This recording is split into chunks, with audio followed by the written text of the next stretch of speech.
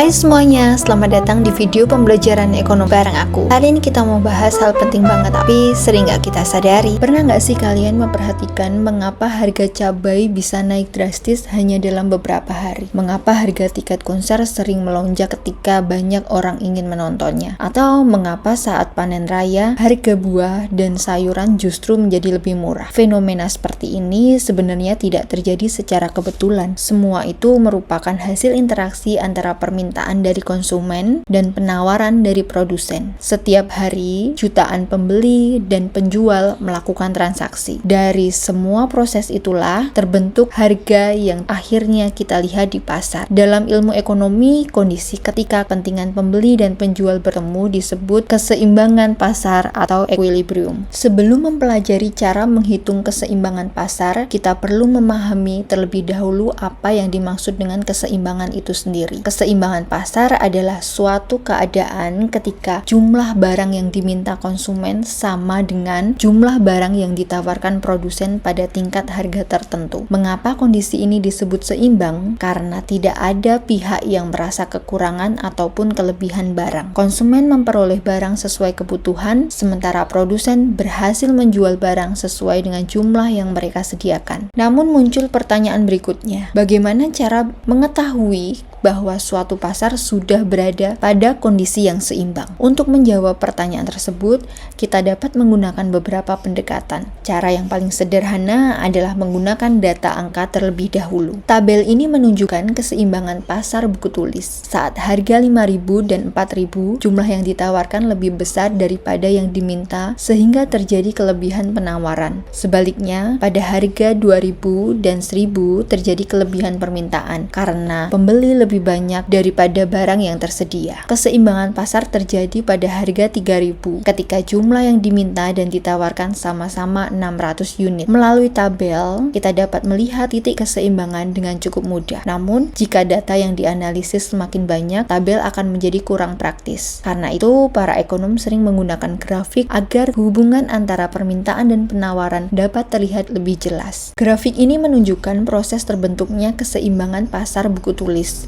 Kurva permintaan atau DIM menurun dari kiri atas ke kanan bawah, yang berarti semakin tinggi harga, semakin sedikit jumlah yang diminta. Sebaliknya, kurva penawaran atau S meningkat dari kiri bawah ke kanan atas, artinya semakin tinggi harga, semakin banyak barang yang ditawarkan. Titik perpotongan kedua kurva terjadi pada harga 3.000 dan jumlah 600 buku. Pada titik inilah pasar berada dalam kondisi seimbang, karena jumlah yang diminta sama dengan jumlah yang ditawarkan. Grafik membantu kita memahami keseimbangan secara visual. Namun dalam analisis ekonomi yang lebih mendalam, kita sering membutuhkan hasil yang lebih akurat dan pasti. Oleh karena itu, digunakan pendekatan matematik. Dalam ekonomi, hubungan antara harga, permintaan, dan penawaran dapat dinyatakan dalam bentuk persamaan. Persamaan permintaan dituliskan QD sama dengan C min DP, sedangkan persamaan penawaran dituliskan QS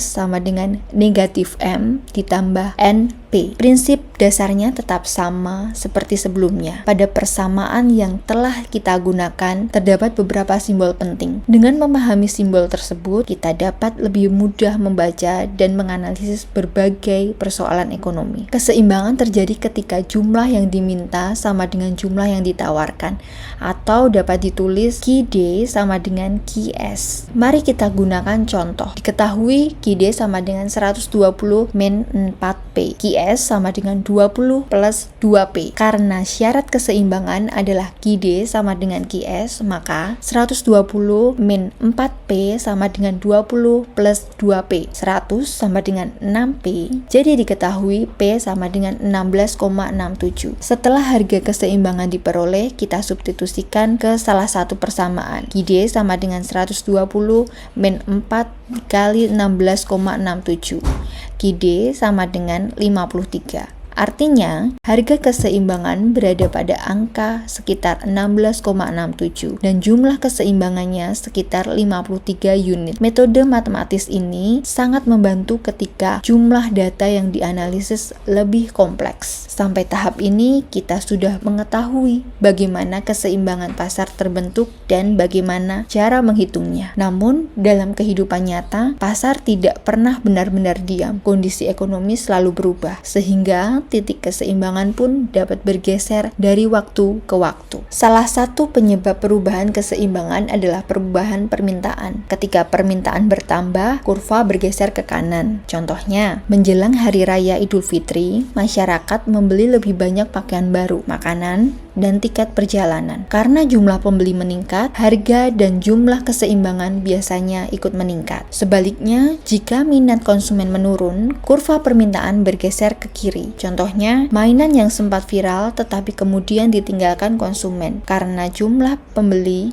berkurang, harga dan jumlah keseimbangannya pun menurun. Selain perubahan dari sisi konsumen, keseimbangan pasar juga dapat dilihat dari faktor yang berasal dari produsen. Ketika jumlah barang yang diproduksi meningkat, kurva penawaran bergeser ke kanan. Contohnya ketika musim panen raya, pasokan beras, jagung, dan buah-buahan menjadi sangat melimpah. Akibatnya, harga cenderung turun, tetapi jumlah yang diperjualbelikan meningkat. Sebaliknya, jika produksi menurun, kurva penawaran bergeser ke kiri. Contohnya, ketika cuaca ekstrim menyebabkan gagal panen. Karena jumlah tersedia lebih sedikit, harga di pasar cenderung naik. Dari berbagai contoh tersebut, kita dapat melihat bahwa perubahan pada satu sisi sudah mampu menggeser keseimbangan. Namun, pada kenyataannya, perubahan seringkali terjadi pada kedua sisi secara bersamaan. Gambar ini menunjukkan bagaimana perubahan permintaan dan penawaran mempengaruhi keseimbangan pasar. Pada grafik sebelah kiri, kurva permintaan bergeser ke kanan dari D ke D1. Yang menandakan permintaan meningkat. Akibatnya, titik keseimbangan berpindah dari E ke E1,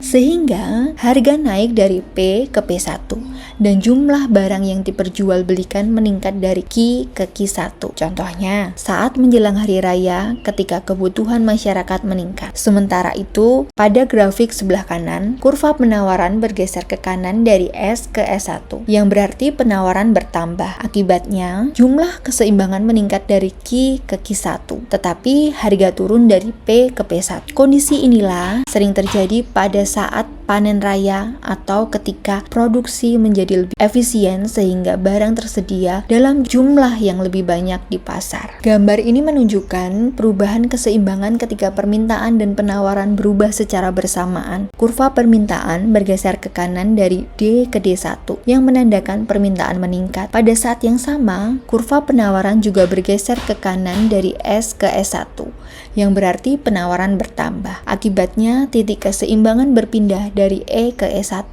Harga keseimbangan naik dari P ke P1. Sementara jumlah barang yang diperjualbelikan meningkat dari Q ke Q1. Kondisi ini sering terjadi ketika permintaan pasar tumbuh dan produsen mampu meningkatkan produksi untuk memenuhi kebutuhan tersebut. Dari seluruh pembahasan, kita dapat memahami bahwa harga terbentuk dari interaksi antara permintaan dan penawaran di pasar. Ketika kebutuhan masyarakat atau jumlah produksi berubah, keseimbangan pasar juga ikut berubah. Karena itu, memahami keseimbangan pasar membantu kita menjelaskan berbagai perubahan harga yang terjadi dalam kehidupan sehari-hari. Semoga video ini bisa bantu kamu lebih paham lagi tentang permintaan, penawaran, dan keseimbangan pasar. Sampai jumpa di video selanjutnya.